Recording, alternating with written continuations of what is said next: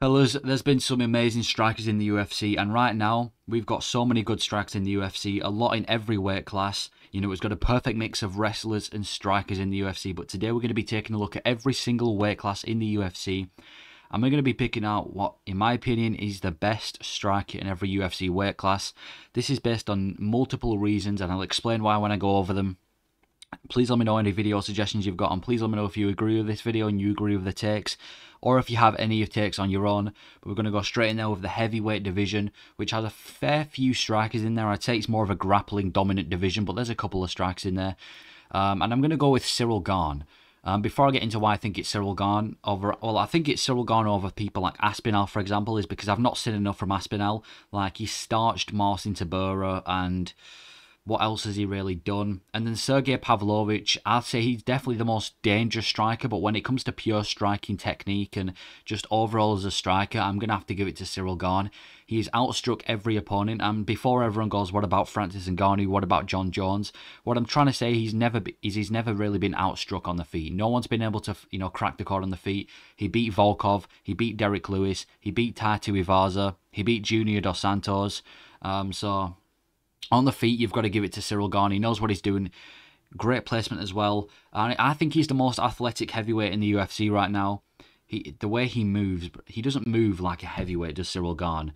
And I'm not saying that's why he's, one of the best fighters, because obviously that athleticism didn't hold up against John Jones. But he is a very athletic heavyweight. He is kind of involved in the new breed of heavyweights. Very technical as well. I think he used to be a Thai boxer or a kickboxer or something like that before he started MMA. He's got great technique on the feet. He's really fast as well. Like I said, no one on the feet has really been able to touch him, because he's just been, he's been quick dotting in and out, and he lands before people can really, defend. And for a heavyweight, like I said, really fast. And he's got good timing as well. The way he finished Taito Ivaza, a couple of back of the head shots, but that was good as well. The Derek Lewis fight, and like I said, the other finishes that he got in the UFC, he's got good timing. He's fairly dangerous on the feet. I wouldn't say he's the most dangerous in the division, but he was fairly dangerous on the feet. Francis Ngannou didn't want to stand with him, and Francis Ngannou was meant to be the most dangerous guy on the feet. He made Francis Ngannou grapple with him. But when it comes to striking, I'm going to give it to Cyril Gane. I've just seen more from him than other heavyweights. He's athletic, he's quick. He's got everything that he's one of the best heavyweights. He's one of the best strikers at heavyweight. He's kind of like the new breed. If this guy was fighting in the heavyweight division like 10 years ago, he would have been outstriking everyone. He's new breed of heavyweight, quick, everything you want in a striker, and extremely impressive as well. And I'm sure when he fights Sergey Spivak, if he can keep it on the feet, he's going to dominate Sergey Spivak in the striking department. But obviously, the problem with Cyril Gane is the grappling. He's got to get on with the grappling. He's got to learn some grappling before he fights Spivak. But if he fights Spivak and the grappling takedown defense is there, I'm sure he's going to school him on the feet, because he's got great striking. Light heavyweight division, it's got to be Alex Pereira. I mean, first of all, yeah, he's the best striker in the division. Jan Blachowicz got outstruck by him. Ankalaev, Ankalaev's an underrated striker, but he's nowhere near on the level of Alex Pereira. Yuri Prohaska's probably number 2, but I think I'm going to have to give it to Alex Pereira. I mean, he's a former 2-time Glory kickboxing champion. Obviously, if you're a champion in kickboxing, 2-time as well, that's insane. Like, he's come from kickboxing. He had predominantly a striking background. And that left hand is from space, man. He has got one of the sharpest left hands in the entire company. You've got Ngannou's hand, you've got Ngannou's punches, but the left hand from Alex Pereira, you get caught by that, you're going to sleep. He rocked Jan Blachowicz multiple times. Obviously, he was the only guy to finish Adesanya in the UFC, and he's finished him multiple times. Obviously, there was that one time when he made Adesanya need an oxygen tank as well. And he's got some insane power. He's the hardest hitter at light heavyweight as well. And that's why Alex Pereira is so dangerous. It's not just the technique and the experience that he has with striking. It's also the fact that he hits so hard. You get hit by him, it's like getting hit by a truck. And that's why I'm picking him to win Yuri Prohaska, because I think it's going to be a striking dominant matchup, but I really do see Alex Pereira winning. Sean Strickland's a top striker in the middleweight division, and he put Strickland to sleep in the first round like it was nothing. He's got really good knees as well, underrated knees, great leg kicks as well. Jan Blachowicz was supposed to be one of the best when it came to leg kicks, and he couldn't really do anything to Pereira. He showed levels on the feet, and Alex Pereira, not only is he one of the best strikers in the light heavyweight division, but in the UFC. So for the light heavyweight division, I'm going to say that Alex Pereira is the best striker in this division. Middleweight, it's got to be his arch rival. Israel Adesanya. Israel Adesanya versus Alex Pereira is one of the most high-class striking matchups I think we've ever seen in the UFC, and I don't think it will ever be topped unless we get, it was literally kickboxer versus kickboxer at the highest level. Yeah, Adesanya outstrikes most opponents. He just knocked out Alex Pereira, which again isn't an easy thing to do. He's beaten Vettori on the feet. He's beaten Whittaker on the feet. Yoel Romero, Jared Cannonier, Derek Brunson, Paulo Costa. And he does it pretty dominantly. I know he's had a few decisions here and there, but, even the Kelvin Gastelum fight as well. Adesanya, you can't lie, he's very good on the feet. No one in the middleweight division. And the problem with the middleweight division is it isn't that competitive. It is quite kind of poor talent in the division. You don't need to be extremely good in the middleweight division to be ranked, but he does outstrike most people, and he shows that there's a level to this, and he is a level above everyone. I think technique-wise, he's the best striker in the UFC.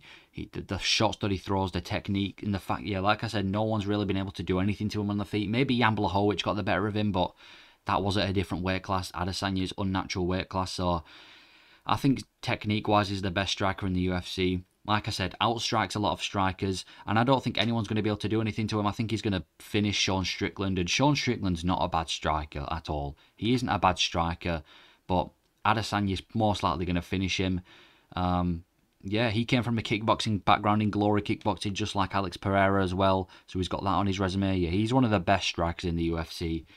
No one's been able to outstrike him dominantly. I mean, what he did to Paulo Costa coming into that fight was on I think it was a 4-fight knockout streak, and he was undefeated. And Adesanya just destroyed Costa like it was nothing. No one's been able to do anything to Adesanya so far besides Pereira and Blachowicz. Yeah, Israel Adesanya, middleweight, best striker right now. And he even gave Anderson Silva a run for his money and beat him. And I know that was past his prime Anderson Silva, but still. Welterweight division. It was going to be between Leon Edwards and Stephen Thompson, and I picked Stephen Thompson for this. His striking is the reason he's in the UFC, and I mean by that is he's promoted because of his striking. He's got some of the cleanest striking in the UFC. He's the best he's the karate goat. We've seen people with great karate in the UFC like Lyoto Machida, but I think when it comes to pure karate, you've got to give it to Stephen Thompson, man. He's from a karate background, and he's never really been outstruck in the UFC. He arguably beat Darren Till. He just put a dominant performance on Kevin Holland. I would have loved to see that Michel Pereira fight. I'm so annoyed that the Michel Pereira fight didn't happen, man.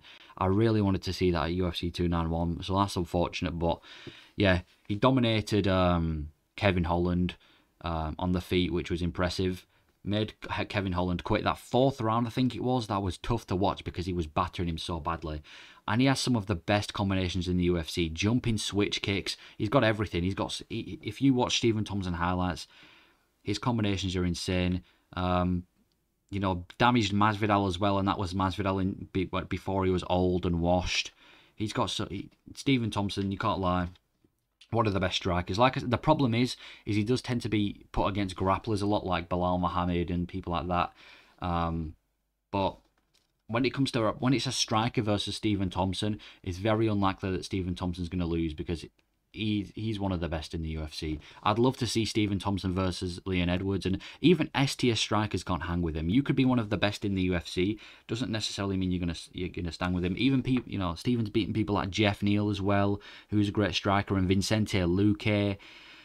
The only problem is he does tend to do bad against wrestlers, but when it comes to pure striking, he's one of the best in the UFC, and he's still going up to this day, and he's like 40, so I'm going to give it to Thompson. Lightweight, I'm going with Gaethje. I think he's shown the best out of all those strikers. Michael Chandler's fight IQ makes it so he never ends up getting the better of people in striking. I would have put Dustin Poirier, but he's literally just been put to sleep by Justin Gaethje.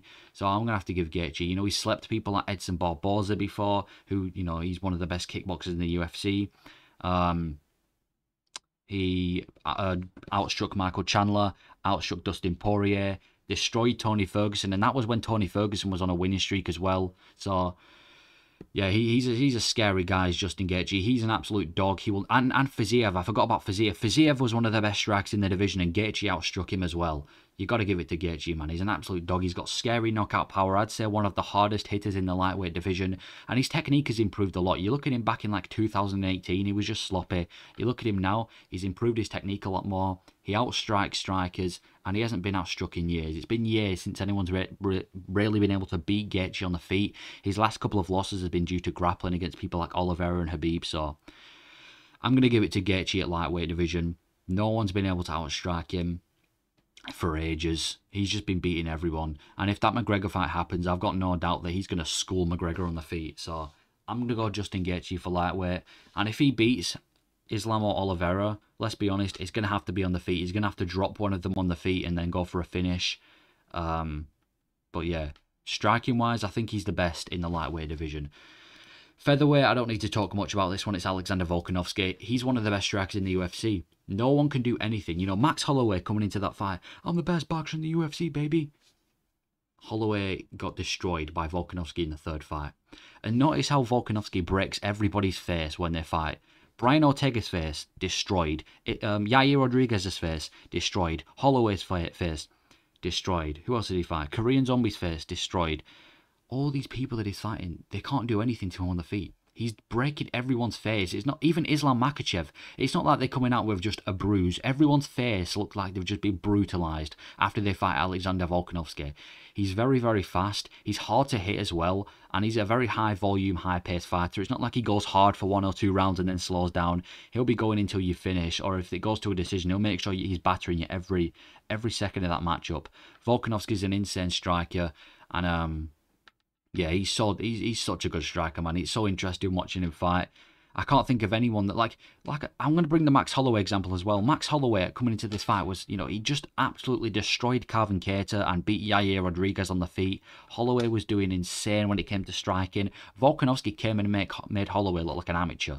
It wasn't even close. So Volkanovski, I'm going to pick him for the best striker in the featherweight division, and arguably the best striker or one of them in the entirety of the UFC.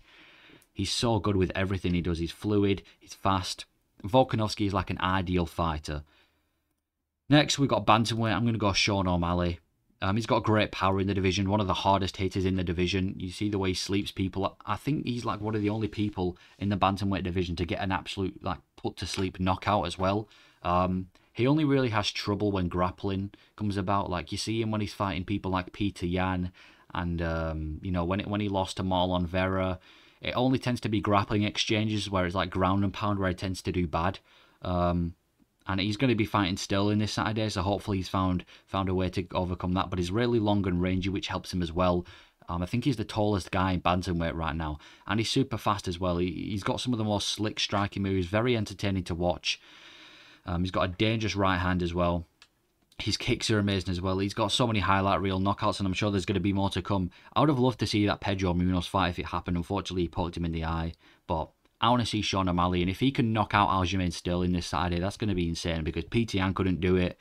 TJ Dillashaw couldn't do it. Cejudo couldn't do it, but Cejudo's more of a grappler. But yeah, bantamweight, I'm going Sean O'Malley. And then finally for flyweight, I'm going to end on Brandon Moreno. I think he's the best in the UFC, or not the best in the UFC, best in the flyweight division. He finished Kai Kara France on the feet. He's beaten Brandon Royval before. He beat Davison Figueiredo. And Pantoja beat him, but that wasn't really because of Pantoja's striking. I will say that Pantoja's power is what makes him very effective on the feet. But obviously it was more grappling that helped Pantoja win that fight. But when it comes to pure striking, I'm going with Brandon Moreno. Super quick. I'd argue that he's the fastest striker in the UFC. He's got some great boxing as well. He outboxes nearly everyone, and he's great technique. He's got great technique, and he's very durable as well. I don't know why I didn't put a separate line for durable, but he's very durable as well. He can go 5 rounds. He's been through wars in his career, so I'm going to go Brandon Moreno, the best striker in the flyweight division. Someone needs to come over and outstrike him, man. Someone's got to do it. Someone's got to outstrike Brandon Moreno, but right now, he is the best in the flyweight division, and that is my list for the best strikers in every UFC weight class. Please let me know if you disagree or agree with these takes, but yeah, please let me know. Thank you for watching.